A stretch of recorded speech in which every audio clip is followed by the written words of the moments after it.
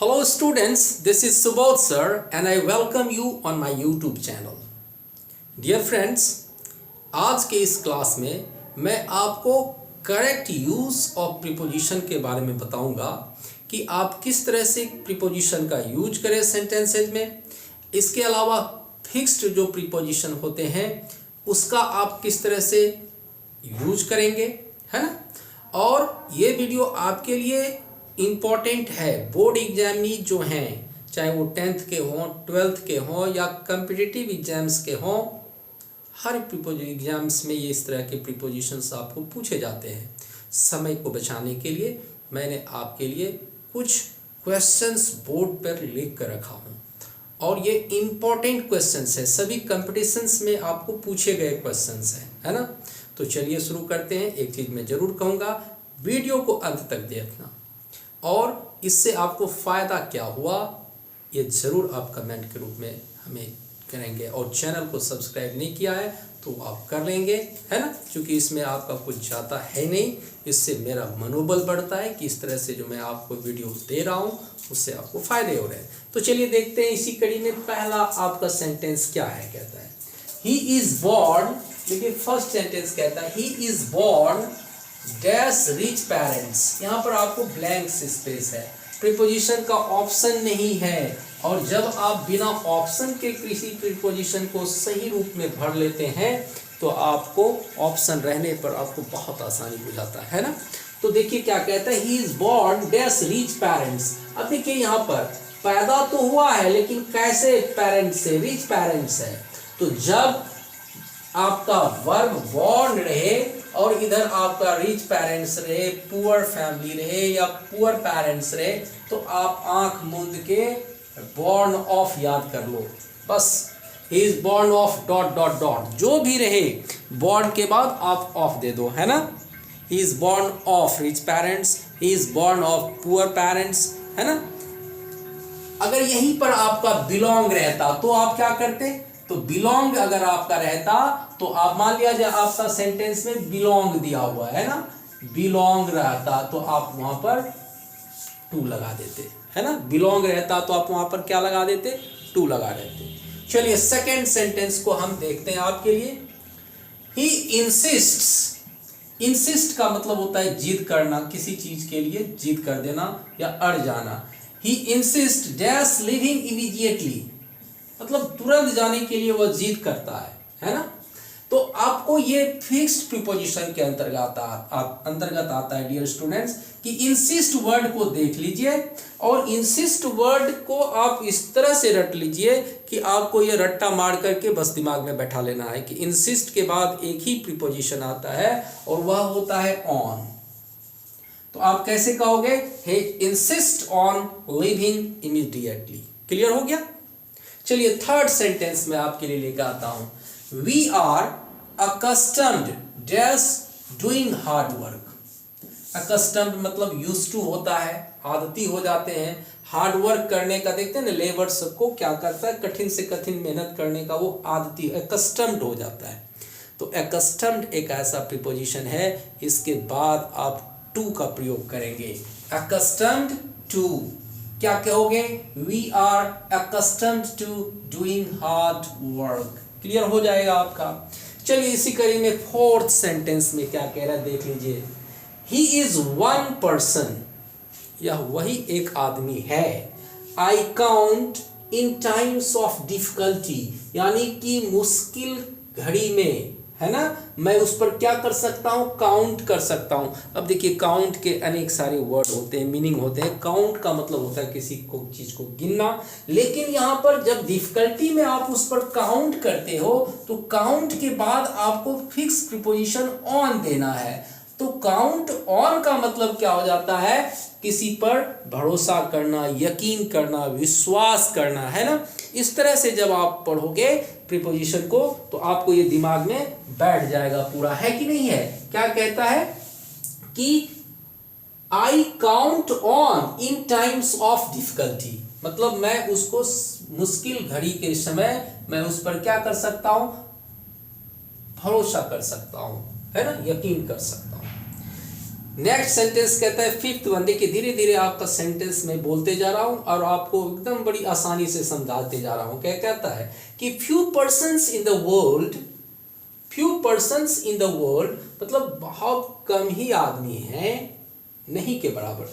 Die मतलब वो क्या होते हैं, मर जाते हैं। ये देखिए एक वर्ड डाई आया, ये आपको जहां भी मिले तो आपको ध्यान देना है कि इसके बाद आने वाला जो वर्ड है वो क्या है। चूंकि देखिए die of disease, die from overwork, die for country, die in battle, है ना, डाई इन एन एक्सीडेंट, है ना, डाई थ्रो नेग्लेक्ट। इस तरह से इतने डाई होते हैं। डाई ऑफ डिजीज और डाई फ्रॉम सम काउज। तो किस कारण से मर रहा है डियर स्टूडेंट, ओवरवर्क से। आंख मूंद लेना, ओवरवर्क है तो आपको फ्रॉम ही आएगा, दूसरा नहीं आएगा।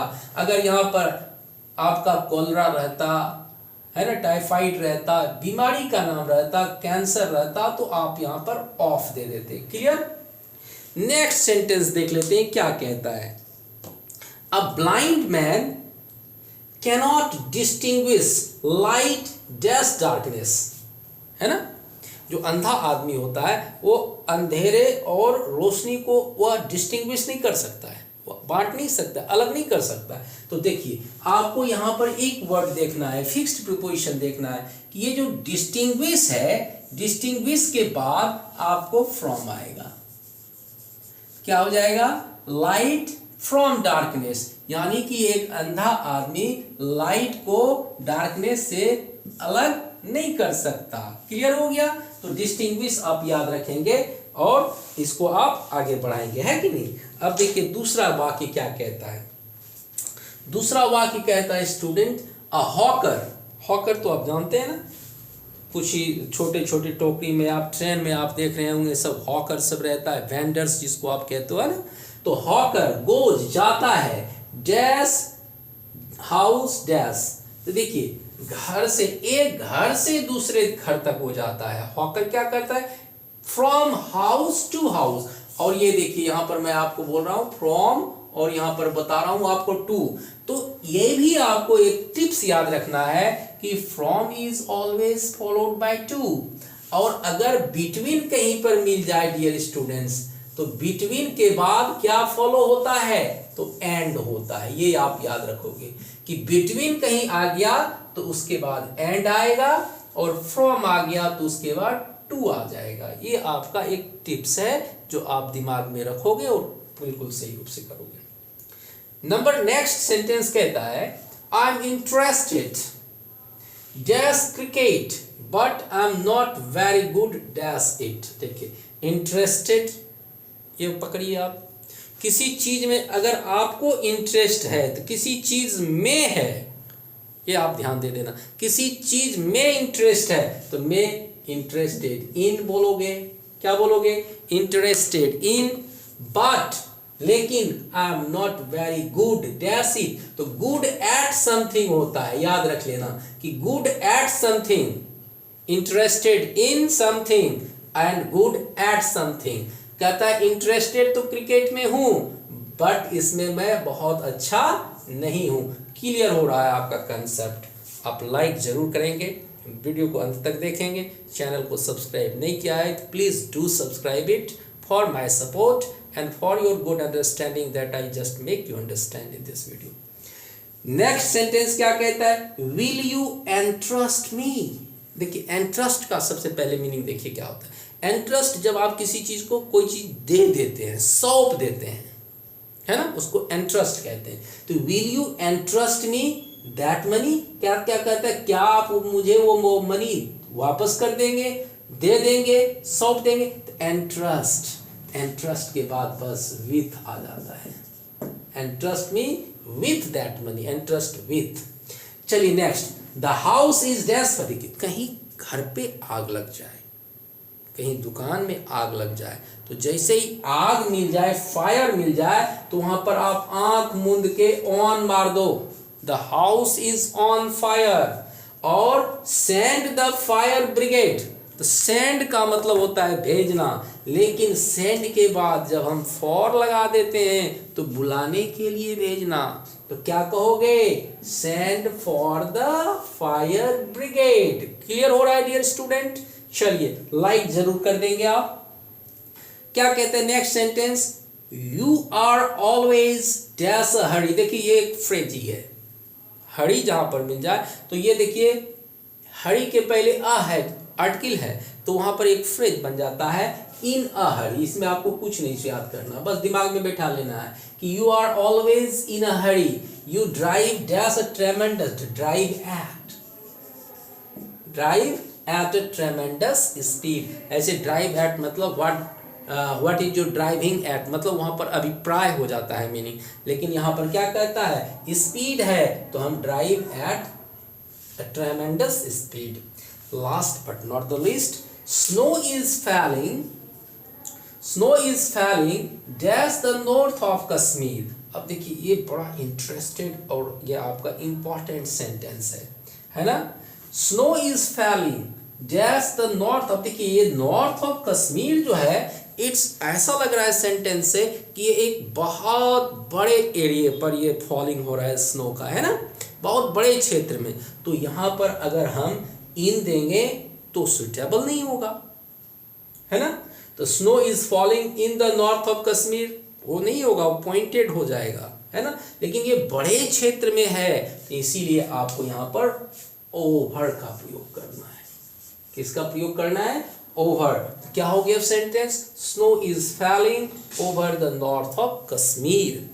Hope you will surely like this video and you will surely share among your friends. Thanks for watching. See you in the next class.